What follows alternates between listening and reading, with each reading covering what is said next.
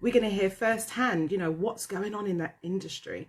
As you know, I used to do a lot of influencing within the hospitality industry. So it really hit me when we went into COVID, and I thought, what on earth is going to happen to all these amazing people that work tirelessly to look after people like ourselves? So I'm excited to introduce my guest. I'm going to see if he is here. Hello, everyone that's joining. Woo woo! I'm so excited. I can see here Vintage Born. I can see She Builds Brands. Hello, Cars, the Vintage. I can see a lot of people just getting really excited. So I'm waiting for my special guest. I can see Jay Official. Everyone's joining me today to speak with this amazing guest called Ryan Brown.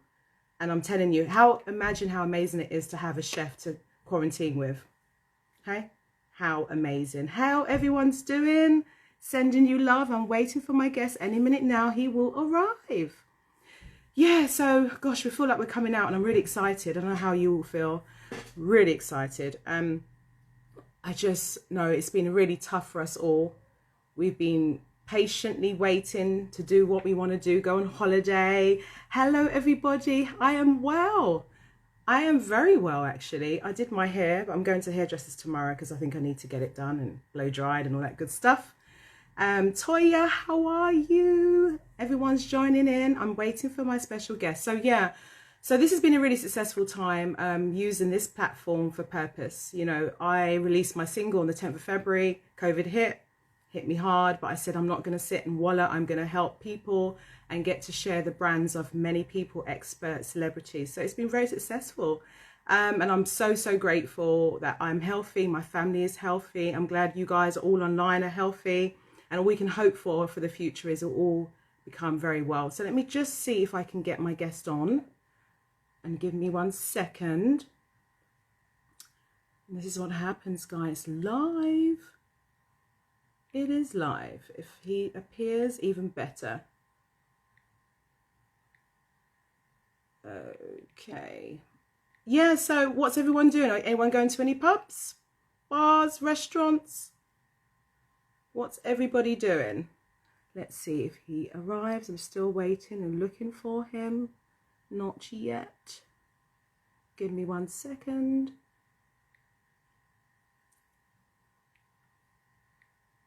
Yeah, so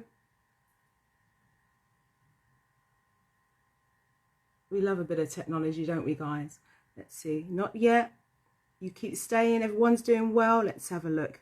Hopefully very soon. Everyone's getting back to work. That's good. You've got to be safe, everybody. So let me see if I could find him. I still don't see him. I know. Well, the thing is, it's really dull outside. I was hoping it was going to be a sunny, coming out weekend. I think we all deserve that, don't you? So everyone's joining and it's lovely to see everybody. Anyone gone to a pub? Yeah, I heard it opened at 6 a.m. in the morning. 6 a.m. I think if you're in there 6 a.m. there's a problem, guys. We need to wait at least till lunchtime. Hello from Australia. This is amazing. All my global followers, hello. I am so happy that you've all joined me. So still waiting for my special guest. He hasn't waved yet, so let's have a look. And you guys are waiting patiently, and I thank you. And I thought I'd dress up a bit today, because you've got to dress up, haven't you? Even when you're at home, it's so boring. Even when you're at home, you still have to dress up. Right, see if we can find him because he's not here yet. I'm so excited to meet him. Where are you, Ryan? Here he is. Wonderful. Any minute now, guys.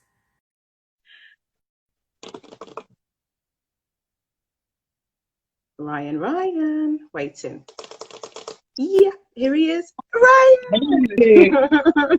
How are you doing? Very well. How are you? I'm fine. Can you hear me okay? I can, yeah. How am I on your end? Sounds amazing. Guys, everyone listening, can you hear him? I think we can all hear each other. Ah, so we did it. You got home. We did it. You're my first. I am at home. Yeah. So back in He was traveling, He was traveling. Yeah, we went on the trip of a lifetime, and obviously we weren't the only ones to have our lives inconvenienced by the Mm, pandemic. But mm, yeah, it didn't really happen the way that we planned, but yeah, we made the best of it. that's And good. at the end of the day, being locked down in Thailand was not the worst case scenario. Totally. Like that. I wouldn't say no to that, Ryan. No. Completely. That's amazing. And I'm going to introduce you because I think you need your introduction. This is a lovely Mr. Ryan Brown. He has over 20 years, more than 25 years, I would say, in the hospitality industry. He is a chef. I'm very jealous of your husband that you was able to quarantine with you. You must have cooked him everything. Or did you not? Sometimes when you have a particular profession, you sometimes don't. You actually pull back. Did he get every I dish going? I don't mind doing the shopping and then supervising with a glass of wine in hand. He loves to practice his cooking skills. When we first met, it was a state of affairs for sure. But I'm sure. over the last 10 years, he's always right beside me in the kitchen, and now I can sort of comfortably sit back and let him do his thing. Oh, that's amazing. No, I'm It's the really best. thank you for. And I think he said, "That's me." Hey, Scotty. I know. So I am so excited that you was able to join me. Thank you so much for taking this time. And Oh, as I was pleasure's mine. saying to, you're very welcome. As I was saying to the guests and people who are listening in, that this is an opportunity for an amazing individual to share their story, because there's always a story to where we are now, always. And Right. I can't wait to hear how you became a chef. And I wouldn't even call you a chef. I would say you're executive chef. So, this is top. This is top now. And you've, worked at Oblix, you've done Annabelle's, you've managed teams. I'd love to hear how it all started. How did it all start? So it all started over a bowl of chocolate pudding at probably age 3 in the kitchen with my mom and my dad as well. But they always fostered this creative spirit in me from a young age, and particularly in the kitchen. Yeah. So my mom was the queen of baking. Her nickname is Betty Crocker. So she's always the one that brings cheesecakes to the party, and Christmas time is cookies and squares and baking and everything Wow. delicious. So we grew up in a very creative household and always spent lots of time in the kitchen together. So yeah, I was always just, had my hands, in a mixing bowl or working with ingredients. And Mm. um, through high school, I had a friend whose parents opened a Chinese takeaway restaurant. So Okay. he asked me if I would be interested in coming to work. They had a weekend job. So that was just to make a little bit of pocket money, to go out to Hmm. the movies or hang out with friends, Hmm. and then, so I was answering the phone and I was packing up the orders, but I wasn't ever in the kitchen. But I could Interesting. see the chefs at work, and it was just watching them over the fiery wok and the way they had all their ingredients in front of them. I was so infatuated with what was going on, the energy of the kitchen. Hmm. So I started helping out with a little bit of the prep work, dicing, 20-kilo bags of onions and carrots, and any task that no one really wanted to do. Until one day, the guy who was frying the rice quit, didn't show up. So they said, Okay. listen, the position's available. Do you think you can do it? So I stepped up to the plate. I'd been watching him for months, Mm. and it all started with fried rice at a Chinese takeaway. So Really? yeah. Wow.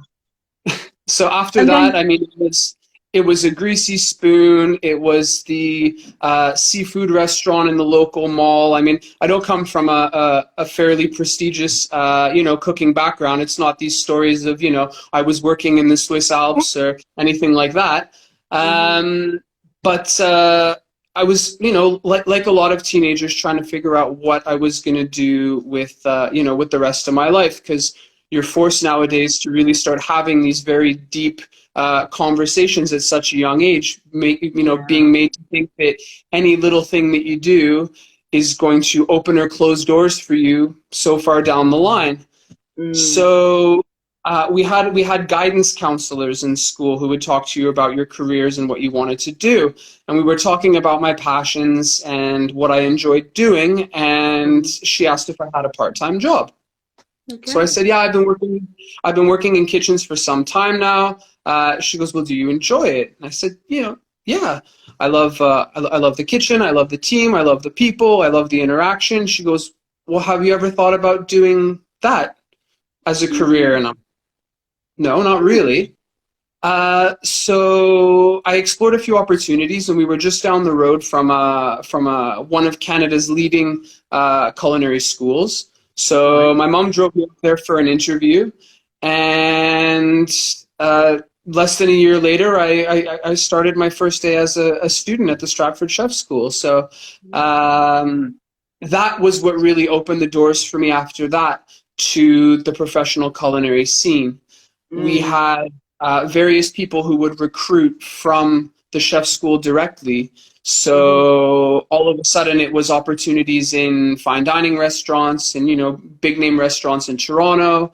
So that was what led me to my first apprenticeship, which was a private members club, which opened in Mm-hmm. an area just outside of Toronto called Muskoka. So it's sort of like the Hamptons of Canada, where it's beautiful lake country. Everyone goes on holiday to stay in the cottage and just Nice. enjoy the Canadian wilderness. So I was an apprentice there for 5 years, and it was a restaurant where everything that came in the back door was a raw product. It was it was vegetables. It was large whole joints of meat. We made our own charcuterie from whole pigs. I mean, it was really Wow. about celebrating the craft of cooking and making everything from scratch. Mm-hmm. Mm-hmm. So there I was, 18 years old, out of my first year in chef school, and we would rotate sections in the kitchen every month, and the menu would change every week. So Wow. on the week when it was a position change and a menu change, I don't know how our poor chef dealt with it, but you had these apprentices running around, cutting and burning themselves, Oh, goodness. messing up recipes. It was a disaster, but I learned so much. And luckily, being in a seasonal environment where we were only really busy for the summer, that's when I started taking off in the winter time to go and travel. So I traveled to France, traveled to California, and that was to intern in some of the world's best restaurants. So I did 6 months at the Wow. Mirasol in the south of France, which was #1 restaurant on San Pellegrino last year. Yep. And then I also got to work for my mentor, Thomas Keller, at Bouchon in California in the month of March, I think in 2009. So that was amazing as well. Wow. Wow. I was going to say, what's your wins, but you just told me. That's Yeah. amazing. So, and I mean, at the time when I was at the Mirasol, they just won their first Michelin star. So I've spoken to people who have worked at the restaurant more recently, and when I tell them the year I was there, they always make it sound like that was the time when chef was at his craziest and when the atmosphere was particularly tense. So that was, yeah, watching it go from that to where it is today. I mean, it's an Wow. incredible accomplishment, and I'm proud to be part of the story. Definitely. Well done. That's amazing. So literally from frying rice to just watching chef, people in the kitchen, which is just amazing. And they swear a lot. It's one thing I've been told. There's a lot of swearing that goes on in the kitchen. And you're I've watching never all of that. And then you've now, been a chef in one of, I say, the top restaurants in the world, like #1. And that was only a gap of about 5 years from sort of frying rice to maybe closer to 7 years, but still fried rice and a Chinese takeaway to future best restaurant in the world. That's phenomenal. And then since obviously there's so much more in between, but you've done a Bleak restaurant, which is wow, and Yeah, Annabelle's. which I Yeah. performed at, I must say. I performed before they had the refurb. What was that like?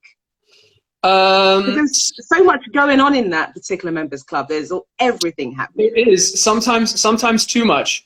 If Yeah. if you ask me.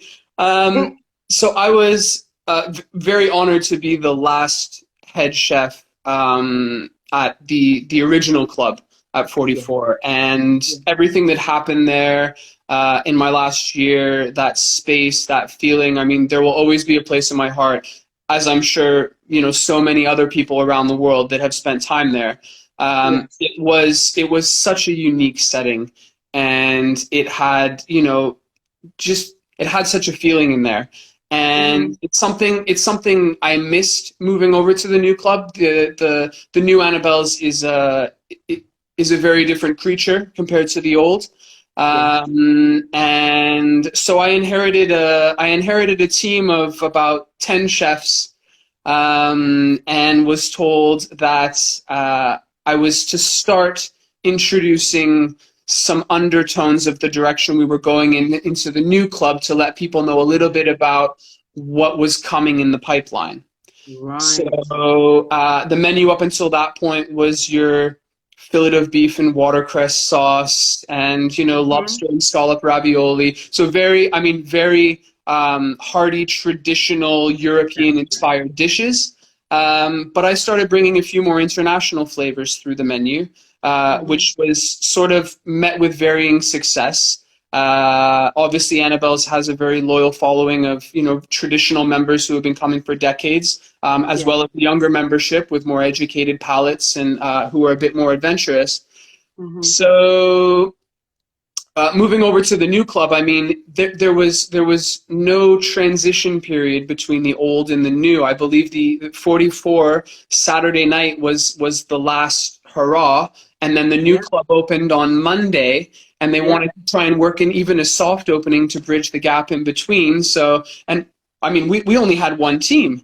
So it was a tricky transition, but fortunately for me, I was the head chef of the nightclub at the time, and I Mm. was already very well established with my team. So it was just sort of picking everyone up and moving them next door with more or less Mm-hmm. the same menu, and away we went. Mm-hmm. But I mean, the development of that project was incredible. I was there with Julien, who is the executive chef, and Christophe, the head chef of the garden. So together, the three Mm-hmm. of us worked on conceptualizing all of the concepts throughout Annabelle's. So Wow. to be able to work on a Mexican theme, a Japanese theme, an Indian theme, something that works in a nightclub, something that works in a beautiful garden concept. Mm. Um, so many chefs really only have the opportunity to focus on their one style of cuisine, whereas That's true. this was a lot more variety, ingredients to play with. So I really enjoyed being able to work on that project with everybody. No, that's amazing. It's a beautiful. If anyone has a chance to go to Annabelle's, old Annabelle's, I think it was George. Was George around when you was there? George, he was a general manager. He's now Uh, moved to. Trying to think now. no, George. Claudio was the general manager when I was there. Okay, so maybe George had moved on by then. Because Yeah. oh yeah, he went to Morton's, I think, after that. But anyone who has a chance to go to Annabelle's, it's beautiful. The big sign, it's a little bit over the top to a point where it was quieter, wasn't it? You didn't know the club was there, but now, right Yeah, there, yeah. you There's no see missing it. it now. So, is there any particular dish that you enjoy to prepare? You've prepared everything. Is there something that you go, wow, when I get asked to do this, put this on the menu, or cultivate this type of dish? Is there Um, something that because you've cooked everything, it's like, I I love cooking a variety of different cuisines, but I mean, mm, I try and stay within my wheelhouse a little bit in terms of my more sort of French and European background and training. So right. I think one of my favorite things to make, and we made this at home just the other night, is fresh pasta. To me, spending a Sunday afternoon like we did, just sort of relaxing, taking your time, making the pasta dough, letting it relax. You prepare a filling or a ragu or something, and it's so simple. Sometimes you sort of stand back and you look at all the ingredients on the table, and there's no smoke and mirrors. There's no, it's tomatoes, it's carrots, it's pork shoulder, it's flour, it's eggs. It's just what to do with them. And I love it because it's such a tactile experience. And anytime I make pasta, it'll bring me back to when I was learning to make it, or a restaurant where I tried it, or that sort of guides you through how, what the dough should feel like, or how the sauce should taste. So that's probably one of my favorite meals to make is a simple pasta dish, well seasoned, seasonal ingredients, especially on these chilly summer evenings that we're having as of late. I know. I mean, how can it do that? It was 35, then it moved to something like we're in the fall, we're in the winter again. What happened? Yeah, I heard on the radio last night went down to 7 degrees. Like, come on, July. Come on. And I think it's funny, like, you wasn't here when we was under lockdown, but it was beautiful. The earth had a chance to reset. So we had beautiful weather. And now I think all the cars are back out. It's almost like it's made us a little bit grey. I think that's what's happened, But I have hope. We're out, and I think we're going to have at least a couple months of some lovely weather, hopefully. I hope so, yeah. I'm not ready to start bringing out the jumpers yet. No. You just come back from Thailand, so you're just not used to this. This means nothing to you. No. And then another question, what would you say would be like when you're in your kitchen and you're managing staff, and as I said, it's hectic, there's a lot going on, the machinery that has to go into creating the dishes and getting it out and making sure that customers and everyone's happy. But what things do you look for in qualities in regards to chefs? Is there something that there's a star quality that a chef will have that you go, you know what, you've got something special? I will always surround myself with people who have a better attitude as opposed to experience. Okay. I've interviewed hundreds of chefs, and the feeling that you get in the one-to-one meeting, Skype, Zoom, phone call, whatever it is what makes it for me. You can teach someone how to roll pasta, you can teach someone how to make a sauce, but it's having that open mind to be open to new ideas, to come in positive every day. That is sort of the key element for me. And I was particularly proud of my team in the nightclub at Annabelle's, because I think it was arguably the team that had the best spirit to it. We would stay to have a drink after work on Saturday night all together. We would go out and do the odd thing together in extracurricular time. We would go out for pizza. It just had that family feel to it. Yeah. And I think that's they were by no means, and I'm sorry if any of you are watching, but they were by no means the most talented chefs that I'd ever worked with, but they had heart, they had spirit, and just that bond between all of us, of everyone coming into work happy to be there, positive. So even just having that, it cuts down on the sickness, the lateness, all those things that sort of plague the hospitality industry, no-shows. I mean, if you want to show up to work because you enjoy the environment you work in and you like the people that you work with, I mean, that's more than half the battle.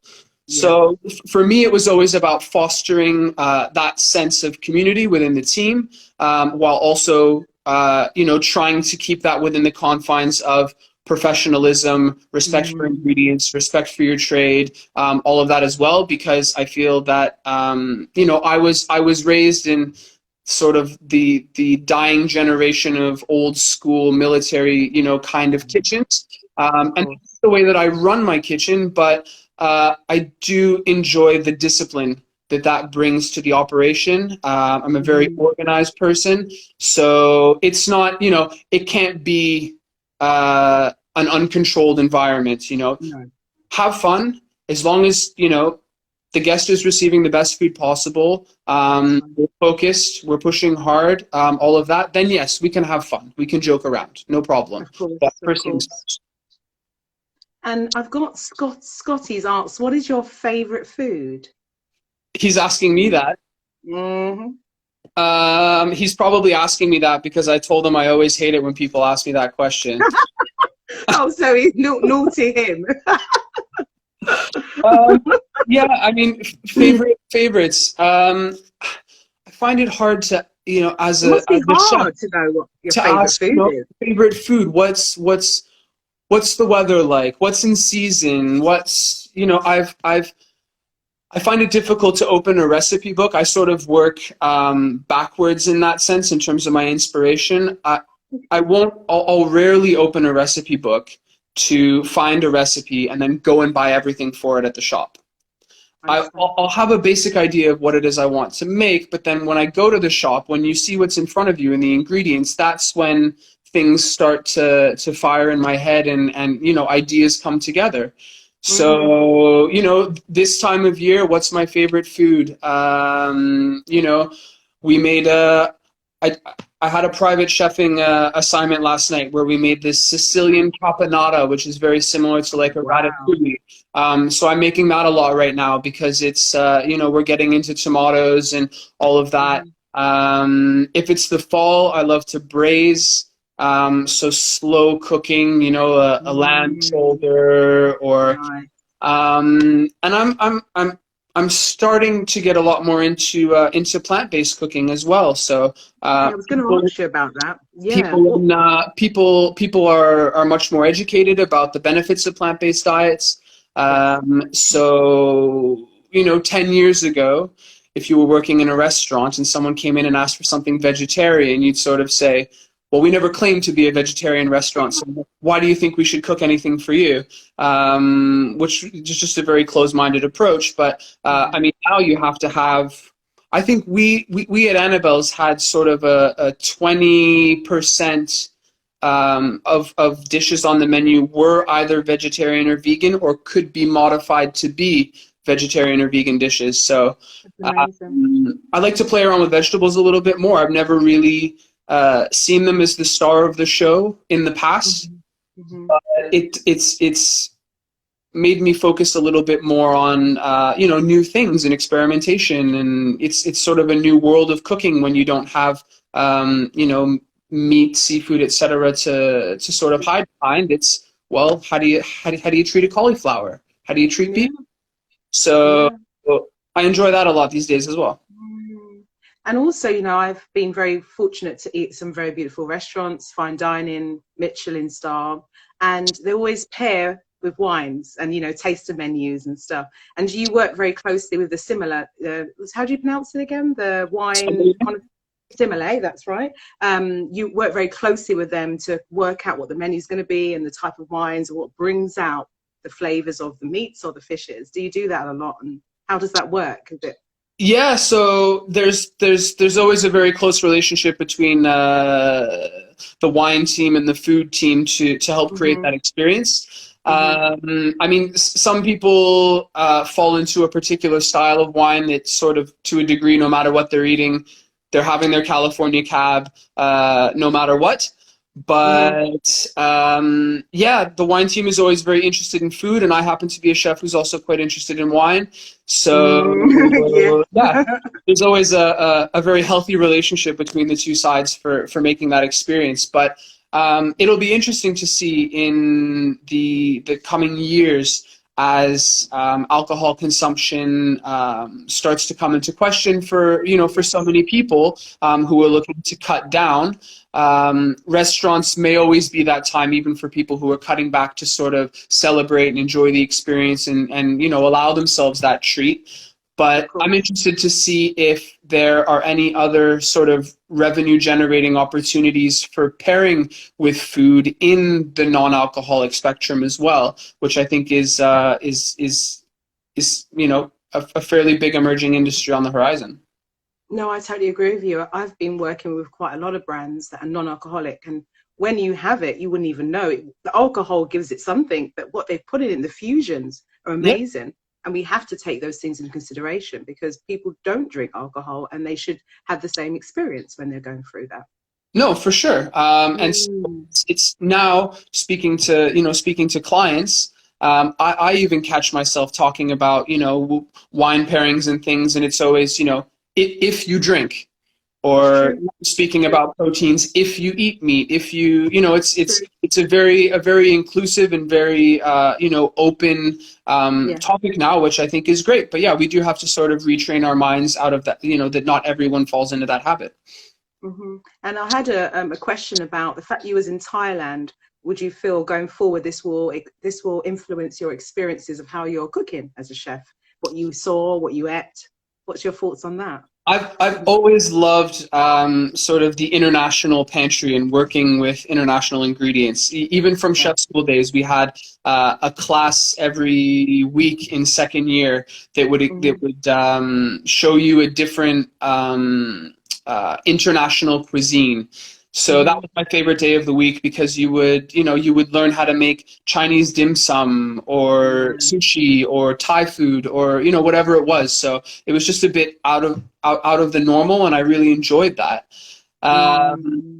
Thailand, yes. I mean, going to the market and seeing the ingredients there is unbelievable. We would bring stuff home. We would buy two or three of a particular vegetable that we'd never seen before, and just kind of have like a mini tasting at home to see, Yeah. what is this? How could we use it? Not knowing, we're Googling images to try and figure out what it's called, and Wow. so yeah, we had a lot of fun playing around with Thai food, and I love Mm. um, the seasoning dimension in Thai food is very very different to what we come to expect over here, Of and course. it's balanced in four ways between something that's acidic, spicy, salty, and sour. So, so you would have chilies and lime juice and sugar on the table for you to sort of balance out your food in that particular way. So in that Mm. sense, even if I'm not cooking Thai food, when I'm creating a dish or playing with ingredients, I'll usually try and incorporate those elements into the dish a little bit, just to make them. Mm. For me, it's more the science of making something interesting while you're eating it than it Of course. is it being uniquely Thai or etc. Yeah.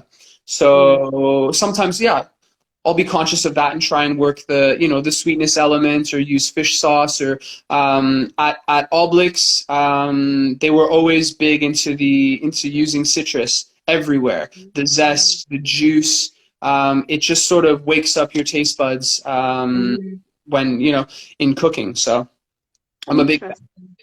Mm. And today is a big day for people in hospitality. They've all come out. I was saying that earlier, and it's obviously, I was really conscious of what was going on in hospitality. I've done a lot of food reviews, and I was really concerned about my, teams and people I've worked with in the past. And I'm so happy for them that now everyone's coming out, going to be going to restaurants. Obviously, there's precautions and things that they're doing. But what do you think, the future? Obviously, it was the last to open. Everything else was opening. Food was happening in the background. We were going to stores and things like that. And people were coming together. And I know a lot of the restaurants literally shift their model. So as they had restaurants eating, they would start creating takeaway boxes and things like that, delivery options. Yeah. But, where do you think it's going to go? Food is always going to be there. Hospitality is a necessity to people to experience great things, to travel, all these things. But it's taken a hit, and I always wondered, from somebody who's in the industry, what do you think could happen? Where do you think it could go? Or remodeling, as I said, it maybe goes that way. Yeah. I really feel for large restaurant operators, because I think that model, especially in the coming months, is going to be sort of unsustainable when you look at the overheads that these businesses have to pay to stay open, and with the social distancing guidelines, how many people, how much revenue they'll actually be able to bring in order to support all of the hospitality staff working there. So, takeaway is one thing, one way that people have gotten really creative in trying to explore other revenue sources. Hmm. Hmm. So that sort of seems to be here to stay. Um, Yes. I think in order to make that something that works, there needs to be a closer investigation of delivery models, because when you look at the fees that are being charged to the restaurant to be able to have access to that delivery network, it's a very high percentage for restaurants to be paying in order to have access to that market. So it'll be interesting to see how that relationship between delivery company and restaurant improves so that it can be mutually beneficial for both sides. Of course. Um, I mean, it's been so hard for so many people in hospitality, and I'm fortunate enough that, you know, I've been able to put some money aside. I'm you know, sort of a higher end hospitality professional that's been established through working in the industry for so many years. But I'm also very conscious of, you know, me 8 years ago, Yeah. who was a commis chef that had, you know, between Scott and I, we maybe had £100, you know, a week that we were able to spend on going out, food, all of that. So Mm. for those young workers in the hospitality industry who got sort of caught up in the crossfire as restaurants were being closed and furlough was being announced, Yeah. you know, my heart really goes out to them, because I fear that many of them may have gone back to, you know, if home was not in the UK, they may have returned home.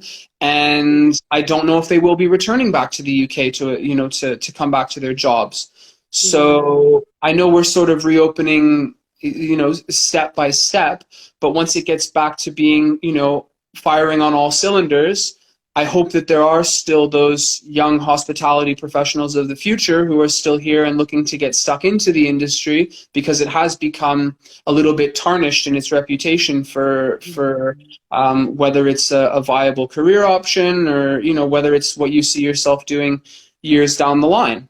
But what I think Yeah. has been great for, you know, chefs are very resilient and creative people. I'm very interested to see all of the offshoots that happen, and people who sort of transform the restaurant experience or are able to express their passion for food and cooking in like a cool new way. So That's what right. other new kinds of businesses are going to pop up where you have a chef whose, you know, restaurant can't reopen? Well, I mean, that passion's not going to die. They're going to refocus No. in other directions. So, you know, you have Mm. Noma that's making cheeseburgers, you know, so on. So how does this, you know, how does it change? What's going to come out the other side of this? So for that, I'm very excited. Even, you know, personally, I'm Mm. coming up with a few ideas as to what I think I can do, knowing Yeah. that it I may not go back to a full-time restaurant job in the Mm. next year or so. So Mm. what am I going to do to make a living celebrating my passion for food? Of course. I mean, you mentioned about the private chef. I have a vision that there'll be lots of house parties, you know, obviously within social distancing. People go Yeah, to houses, you have a chef that will come to your house, that kind of experience. I think that would be amazing. And a lot of people have had to get used to eating at home and now start to cook more. You know, the restaurants are still somewhere you go because it's socializing.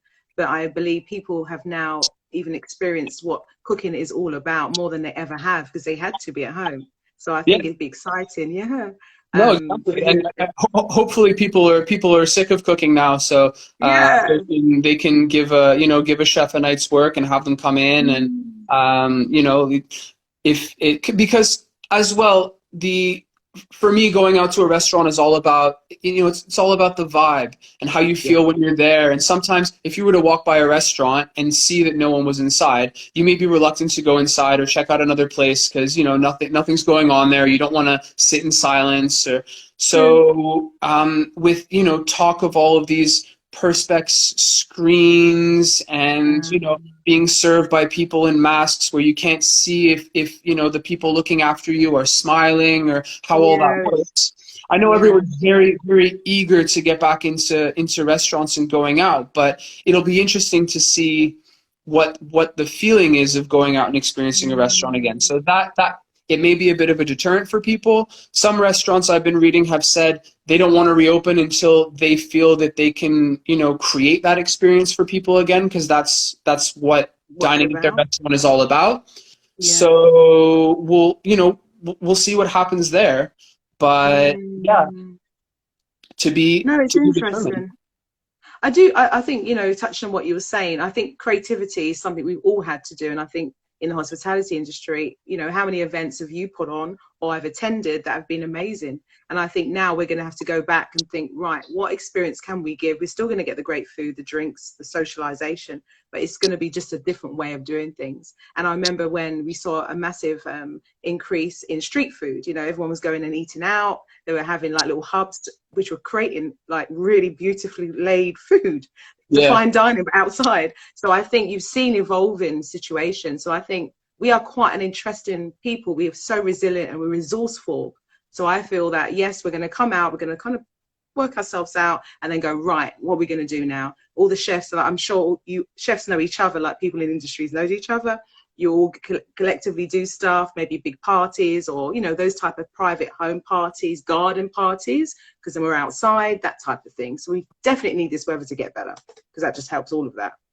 Yeah, for sure. No, I mean, the the network of chefs is a very tight knit network, as you said, and it's great for me to be able to try and see if there is any cooking work out there. But I can advertise the fact that if you're looking for a more Michelin starred experience, I can bring a chef with me who is was the chef de cuisine of a 2 Michelin starred restaurant that's not reopening. Do you want to have a Wow. sushi master class? Because I have a friend who's a sushi master who could come along and we could do, a master class for 8 to 10 people. So, Mm. pastry, the list goes on. So I think Yeah. we all kind of keep each other in mind and try and scratch each Mm. other's backs where possible. Because it's not always about ego. It's about togetherness, and because at the end of the day, we just want to be happy, cooking and exploring our Yeah, craft completely. and making I people love happy that. as well. I Yeah. love that. I love the togetherness. I think at this time, in this season of all what's happened with COVID-19 and all the things that happen in the world, it's really made us stop and think about who we are, what we represent. And I've always had, you put this ego in your back pocket, all this ego thing, this selfie stuff is just all dead. Let's work together. Let's collaborate. Let's see what skills we can, cross correlate and help each other with. That is powerful. You've seen what people have done, NHS, the key workers. You've seen some amazing people doing some amazing things for everyone. And I think now we have to really take a step and go, what can I offer? Do I know someone that, because as you said, jobs are few and far between. So can I offer somebody a job? Can I give them a platform? Can I give them a voice? That is what's so powerful. And I hope after and beyond, we never lose that, because that's what's happened. We've got closer now through this experience. And Yeah, as you no, said, it's yeah, it's it's it's a hardship that nobody is safe from. We're all in it together. that's right. So yeah, it's obviously interesting times and difficult times, but Yeah, we all seem to be getting through it. yeah. And let's hope things continue on the path that they are. Definitely. And, obviously you've risen from, being, as I said, frying rice to Michelin star. I think it's amazing. Executive chef at all the amazing restaurants. But what advice can you give to a budding chef that could be listening and will listen beyond when this is put on my platform? What skills, as you said, it's about the person and the attitude. And I love that because I'm sure as you've interviewed members and chefs, it's about that personality, that team fit. They've got the skills, but will they get on? Will they take construction? Because you have to be able to when you're working in the kitchen. You can't go, well, I'm not feeling well, or oh, please don't tell me I'm not feeling very good about it. What are the key skills that you would love to see in a chef, and to give them advice to be the best version of what you are? Because you're executive chef, you're top of your game. Thank you. You're Um, welcome. it's much more important to listen than it is to talk. Every day in the kitchen. I mean, just be the sponge, be the person that comes in early, that stays late. There are so many opportunities out there if you're interested and you're engaged. And make cooking part of your life in general. I mean, cooking isn't something that starts at 9 o'clock in the morning and finishes at 10 p.m. when you finish dinner service. I mean, go out, try new restaurants, see what's going on in the cooking world in London. I know it's difficult sometimes when you're a young chef and with pay and being able to afford to go out to a restaurant, but there's some great dumplings in Chinatown that are $5.50 a plate, or just to sort of open your mind to food that may be different than what it is you're cooking. Mm. I would say find a mentor, look into chefs and what their stories are, see how they sort of rose to fame or popularity, learn about them. I find it amazing how often I will quote Michelin starred chefs, and some of the younger chefs have no idea who they are. But I think when I was in chef school, the average age of students was probably mid to late 30s. Oh, And wow. cooking at that point seemed like it attracted more people who had explored something else in life, realized their passion, and then decided to sort of double back and make that their focus. Whereas now, with the rise of the food work, you have Gordon with 6-year-olds who are making eggs Benedict on the weekend, right? Like I wasn't, Yeah. I was cooking at that age, but not many people No. at that time were. Yeah. So yeah, it's about having a mentor, looking up to people, and sort of following through that path, that I think can help you figure out. And it's not someone's path that you have to follow directly, but it's just inspiring to sort of figure out how people have done it and take a bit from one person's story and a bit from another, maybe see parts of yourself in someone else, and see where that takes you. No, I think that's amazing. And do you mentor? Do you mentor anyone in particular yet, or is that something you're going to do yourself? Would you mentor somebody if they was to reach out, because they might after this? I don't at the moment, but Yeah, I'm open to the opportunity. Yeah. it'd be Um, amazing. thinking more about moving into private chefing, it is something I miss about being with a team and Yes. having being around people all the time, being with young chefs, being able to teach and learn and impact someone's culinary career like that. So I do miss Mm-hmm. that opportunity. But Mm-hmm. I hope to be able to, if I do carry on down this path, find those opportunities to be able to do that. No, it sounds amazing. And the private chef, obviously, you're working with a family offices, that type of thing. And, there's a big thing about allergies. When you're dealing with people, you have to know what they're allergic to. How do you get around that? I've always wondered, as a chef, they have a list on the ingredients. There's so many things have had to change over time. But what would you do with regards to knowing that your family, what they're eating and what they couldn't eat and things like that? So, I mean, advance notice is the key.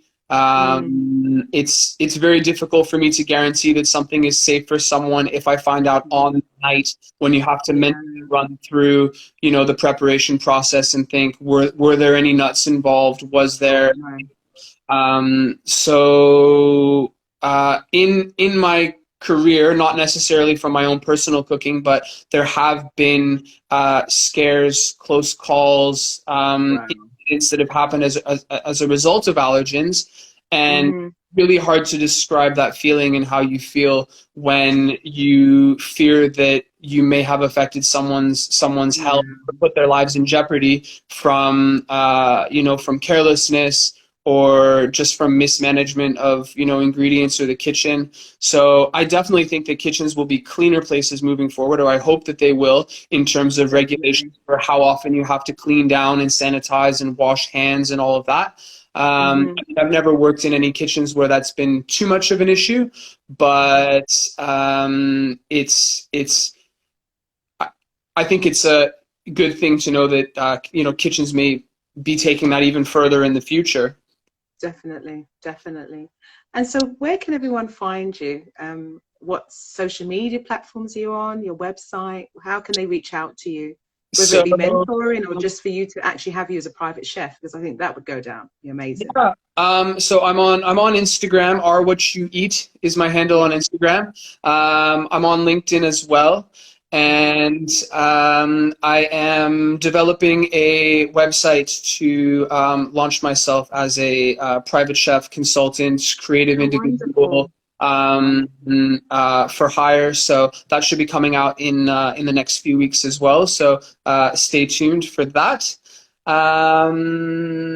And yeah, just trying to get myself out there as much as possible, and you know, reach into the right networks, because I feel I'm not alone at the moment in terms of chefs Yeah. who are you know, looking to work privately, but Hmm. in terms of my background working with some of London's largest restaurant groups, Michelin-starred restaurants, etc., I feel I do have a unique advantage in terms of what I would be able to offer prospective clients. Oh no, definitely, without a shadow of a doubt. I mean, I love the sound of the master classes as well. I think, you know, you can actually teach somebody, but obviously they won't see everything, but just like quick dishes, but really beautiful dishes, nourishing dishes. So those things would be really exciting to see Yeah, you do. I used to do Yeah. a bit of that in Canada when I was an apprentice. I would help out in Mm, cooking classes, and so everybody would help to sort of do the prep for the meal, and then they mm, would go and sit down in the dining room, and they would, you know, they would have the meal as well. So it was sort of that learning experience, but it also came with the meal at the end. So it's great yeah. to you know, to have friends around, to make it an afternoon thing, spend the afternoon on the weekend. I mean, I feel like it's something more or less that everybody's interested in to learn a bit more about Mm, cooking, or something they may not have definitely. ever done before. No, definitely. Oh, Ryan, it's been really, I mean, I'm sure everyone listening, it's been really insightful to hear the journey and just to hear your thoughts on, you know, the industry, where it's moving, your talent, your expertise. I'm very, very jealous of Scott, I must say. I think I want to move in because I know whatever I you're hope you cooking, heard that. Scott, I'm jealous. Because I can imagine the food coming out of your kitchen must be just like, wow. But I'm very excited for your future. I'm sure, as I said, your expertise is amazing. And whatever your plans are going forward, I have no doubt I'll see you again and again. I mean, even TV and stuff, that'd be amazing. Like a master chef of Ryan Brown. How about Yeah, that? I'm That, down. that sounds like it, you know. But yeah, definitely, please, guys, check him out. As he said, he gave you all his details. And I really hope to see you. Hopefully, in the flesh, we can catch up one day over a coffee. That That'd would be be great. nice. Yeah, and thank you so much for joining me. The pleasure's all mine. It's great to meet you. Absolutely, Ryan. You take care. All the best. Have a fantastic weekend. You too. Take care. Bye. Bye, Rene. Bye.